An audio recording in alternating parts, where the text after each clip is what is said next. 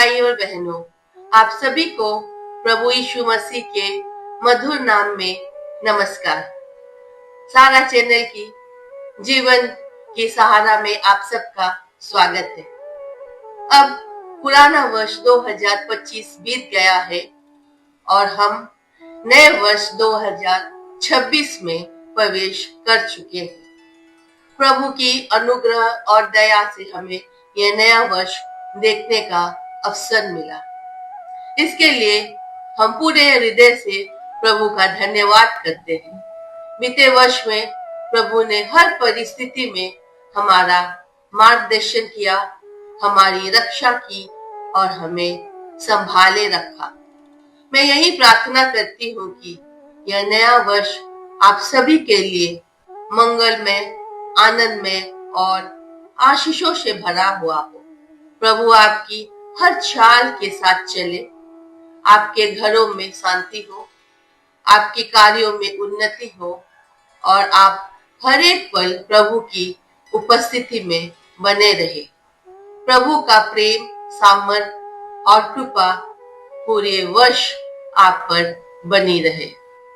आइए नए साल का बिना किसी डर के सामने करने का 4 विषय पर ध्यान दें और अपने जीवन में लागू करें। पहला है उसकी देन से संतुष्टि। परमेश्वर का वचन हमें इस नए साल का सामना करते हुए एक सांत्वनापूर्ण वादा और एक अंतर्दृष्टिपूर्ण आदेश देता है। इब्रानियों 13 अध्याय 5 से 6 में लिखा गया है, तुम्हारा स्वभाव लोभ रहित हो और जो तुम्हारे पास है उसी पर संतोष किया करो, क्योंकि उसने आप ही कहा है कि मैं तुझे कभी न छोड़ूंगा और न कभी तुझे त्यागूंगा। इसीलिए हम बेधड़क होकर कहते हैं कि प्रभु मेरा सहायक है, मैं न डरूंगा, मनुष्य मेरा क्या कर सकता है। संतोष का अर्थ अपनी मनचाही चीज पाना नहीं है, बल्कि जो आपके पास पहले से है उसी से प्रेम करना है। यदि आप यीशु मसीह को जानते हैं तो आप संतुष्ट हैं। यदि आपके पास पहनने के लिए कपड़े हैं, खाने के लिए भोजन है और आपके हृदय में यीशु मसीह है तो आप धनी हैं। क्या आप जानते हैं कि हमें डर क्यों लगता है?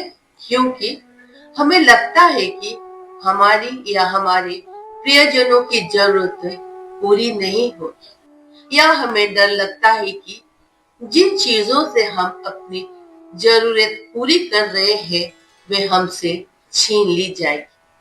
आपका हृदय की सबसे गहरी जरूरत केवल प्रभु यीशु मसीह में ही पूरा हो सकता है। द्वितीय है उनकी उपस्थिति के साथ। किसी को नहीं पता है कि इस साल उनके लिए क्या होने वाला है, लेकिन एक बात मैं जानती हूँ, ईश्वर मुझे कभी नहीं छोड़ेगा। क्या आप भी ईश्वर के संतान हैं?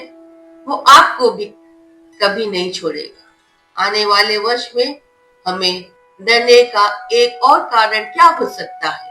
क्योंकि हमें डर है कि हमें किसी ऐसी चीज का सामना करना पड़ेगा जिसे हम नहीं समझते और हमें उसका सामना अकेले ही करना पड़ेगा। जब परमेश्वर का वचन ये वादा करता है कि परमेश्वर आपको कभी नहीं छोड़ेगा, तो इसका शाब्दिक अर्थ यह है कि वो आपको कभी अकेला नहीं छोड़ेगा, वो आपके साथ रहेगा। हमें आने वाले वर्ष में प्रभु की उपस्थिति और अनुभव को करना चाहिए।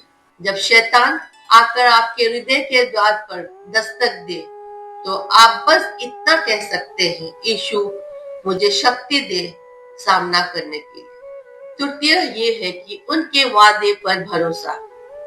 अब इब्रानियों की किताब में मौजूद एक छोटे से वाक्यांश उसने कहा है, पर ध्यान देंगे परमेश्वर जैसा वचन निभाने वाला कोई नहीं है। वो जो वादा करता है इसको पूरा भी करता है।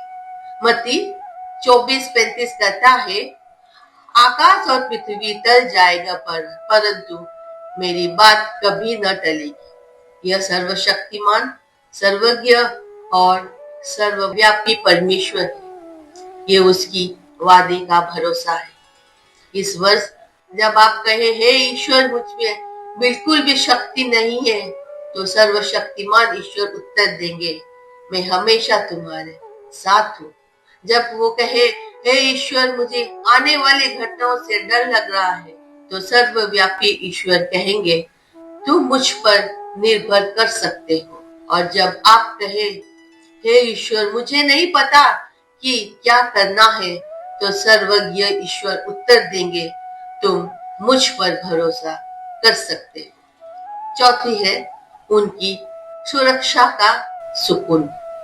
इब्रानियों 13:6 में वादा किया है कि ताकि हम साहस पूर्वक कह सके, यहोवा मेरा सहायक है और मैं भयभीत नहीं होऊंगा। अब इसे पद 5 के साथ रखें, जिसमें कहा गया है, उसने कहा है, मुझे नहीं पता कि आने वाला साल क्या लेकर आएगा, लेकिन मैं इतना जरूर जानता हूं कि आप परमेश्वर के वादे पर दृढ़ता और विश्वास के साथ खड़े हो सकते हो और कह सकते हैं, प्रभु मेरा सहायक है, इसीलिए मैं भयभीत नहीं होऊंगा। जब आप यीशु में संतोष, साथ और विश्वास पा लेंगे, तभी और केवल तभी आप यीशु में सांत्वना और साहस पा सकेंगे। प्रभु आप सबको इस नए साल में भरपूर आशीष दे। धन्यवाद।